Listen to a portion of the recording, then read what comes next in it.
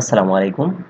Nursing ভর্তি পরীক্ষা 2025 এর গুরুত্বপূর্ণ তথ্য তোমাদের সাথে আজকে শেয়ার করব। যেমন নার্সিং ভর্তি পরীক্ষায় তোমাদের আবেদন যোগ্যতা কিরকম লাগে, কত মার্কের পরীক্ষা হয়, তোমার মান বন্টন কিরকম, কি কি পরীক্ষায় অ্যান্সার করতে হয়, তোমাদের আসন সংখ্যা কত আছে। তো নার্সিং ভর্তি পরীক্ষা সম্পর্কিত সম্পূর্ণ তথ্য আমরা আজকের ভিডিওতে দেখব। তো আর দেরি না করে চলো শুরু করি, এবং আমার চ্যানেলে যদি তুমি নতুন হয়ে থাকো তাহলে চ্যানেলটি সাবস্ক্রাইব করার অনুরোধ থাকলো। তো শুরুতে আমরা দেখি নার্সিংয়ে মূলত তিনটা কোর্স আছে। একটা হচ্ছে diploma in nursing science and midwifery, আর এটা হচ্ছে ডিপ্লোমা ইন মিডিওফারি। এই যে দুটা কোর্স আছে, এই দুটা কোর্স হচ্ছে 3 বছর মেয়াদী কোর্স। মানে এই দুটা কোর্স করার জন্য তোমার 3 বছর সময় লাগবে।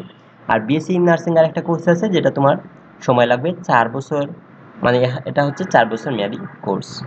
তো প্রথমবারের মতো 2024 সাল, মানে এবছর যারা পরীক্ষা দিয়েছে, তোমরা তো দিবা আগামী বছর মানে 2025 সালে। তো এবছর যারা পরীক্ষা দিয়েছে তাদের প্রথমবারের মতো তৃতীয়বার পরীক্ষা দেওয়ার সুযোগ ছিল। মানে সেকেন্ড টাইম তো আমরা শুনেছি, কিন্তু নার্সিংয়ে থার্ড টাইম পরীক্ষা দেওয়ার সুযোগ আছে। এখন আমরা বিস্তারিত দেখি। তোমাদের diploma in nursing science and midwifery, এটাতে আসন সংখ্যা আছে 2730টি। মানে 2730 জন স্টুডেন্ট এখানে ভর্তি হতে পারবে।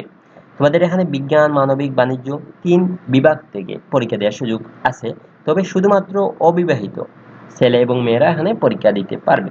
তোমার এসএসসি ব্যাচ যদি হয় 2020, 21 অথবা 22, এবং তোমার এইচএসসি ব্যাচ যদি হয় 22, 23 অথবা 24, তাহলে তুমি আবেদন করতে পারবে যদি তোমার জিপিএ গত যোগ্যতাটা ম্যাচ করে।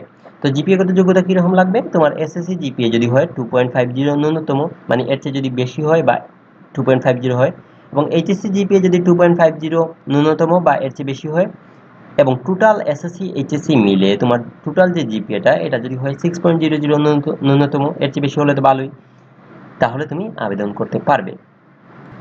আর এটাতে তোমার থার্ড টাইম পরীক্ষা দেওয়ার সুযোগ আছে। তুমি যদি একটু খেয়াল করো, এইচএসসি ব্যাচ হচ্ছে 2024, 23 এবং 22, এই 3 ব্যাচের শিক্ষার্থীরা আবেদন করতে পারতেছে। আবার এসএসসি ব্যাচ দেহ তোমাদের 22, 21, 20, এই 3 ব্যাচের শিক্ষার্থীরা আবেদন করতে পারতেছে। তার মানে এখানে থার্ড টাইম পরীক্ষা দেওয়ার সুযোগ আছে। তার পরবর্তীতে আমরা দেখি diploma in midwifery. Diploma in মিডিওফারিতে আসন সংখ্যা আছে 1050টি। মানে 1050 জন শিক্ষার্থীরা এখনো ভর্তি হতে পারবে। এর চেয়ে বেশি আসন সংখ্যা যদি এবছরের সার্কুলার এখনো দেয় নাই, যদি সার্কুলারে আসন সংখ্যা বাড়ে বা যোগ্যতার কোনো চেঞ্জ আসে, তাহলে পরবর্তীতে তোমাদের জানিয়ে দেওয়া হবে। তো এখানে কোন কোন বিভাগ থেকে তুমি আবেদন করতে পারবে? তুমি যদি বিজ্ঞান বিভাগ হও, মানবিক বিভাগ হও অথবা বাণিজ্য, যে কোনো বিভাগের হও না কেন তুমি এখানে আবেদন করতে পারবে। এখানে তবে একটা শর্ত আছে, এখানে কিন্তু ছেলেরা আবেদন করতে পারবে না। এখানে শুধু বিবাহিত অথবা অবিবাহিত, তুমি বিবাহিত হও বা অবিবাহিত হও, শুধু মেয়েরাই এখানে আবেদন করতে পারবে। এটা শুধু ডিপ্লোমা ইন মিডিওফারির জন্য মেয়েদের আবেদন, মেয়েরা শুধু আবেদন করতে পারবে। তোমার এসএসসি ব্যাচ যদি হয়, তোমাদের এসএসসি ব্যাচ যদি হয় 20, 21 অথবা 22, তাহলে তুমি এসএসসি ব্যাচ যদি 20, 21, 22 হয় তাহলে তুমি আবেদন করতে পারবে। এবং এইচএসসি ব্যাচ যদি হয় 22, 23, 24, তাহলে তুমি আবেদন করতে পারবে। এবং এসএসসি জিপিএ যদি তোমার ন্যূনতম 2.50 হয়, এইচএসসি জিপিএ যদি ন্যূনতম 2.50 হয়, এবং টোটাল এসএসসি এইচএসসি মিলে তোমার টোটাল যে জিপিএটা এটা যদি 6.00 হয়, তাহলে তুমি আবেদন করতে পারবে। আর এখানে যেহেতু 3 ব্যাচের শিক্ষার্থীরা আবেদন করতে পারতেছে, তার মানে এখানেও থার্ড টাইম পরীক্ষা দেওয়ার সুযোগ আছে। তো সর্বশেষ আমরা দেখব BSc in nursing. BSc in nursing এ আসন সংখ্যা আছে 1200টি। আবেদন যোগ্যতা যদি দেখি, এখানে শুধুমাত্র বিজ্ঞান বিভাগের শিক্ষার্থীরা আবেদন করতে পারবে।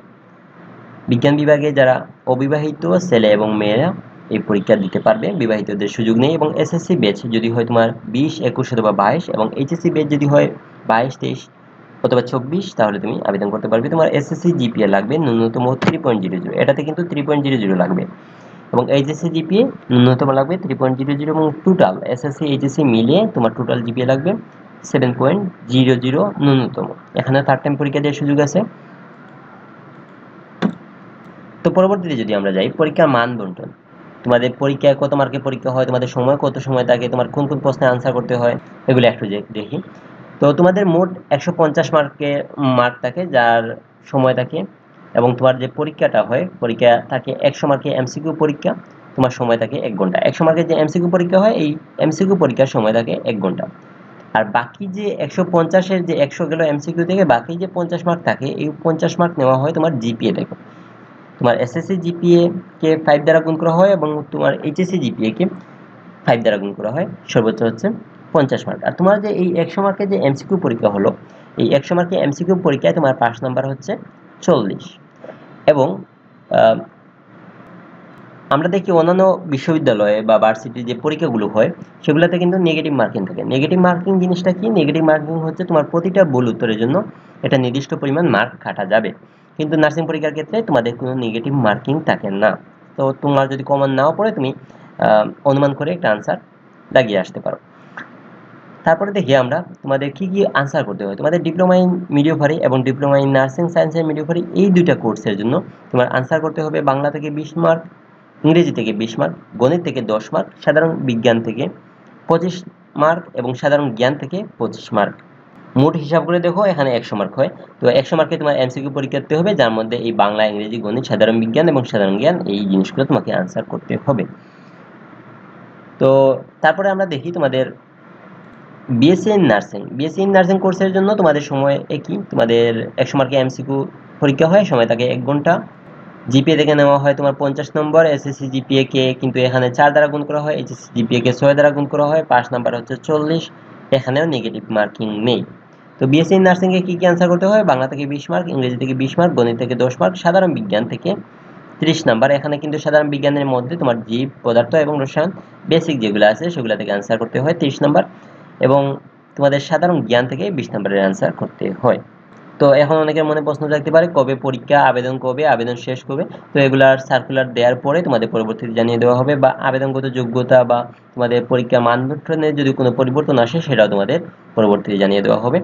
তো পরবর্তী আপডেটগুলো পেতে আমার চ্যানেলটি সাবস্ক্রাইব করার অনুরোধ থাকলো, এবং ভিডিওটি যদি ভালো লাগে থাকে তাহলে এই ভিডিওতে লাইক দিও। তো অসংখ্য ধন্যবাদ। আল্লাহ হাফেজ।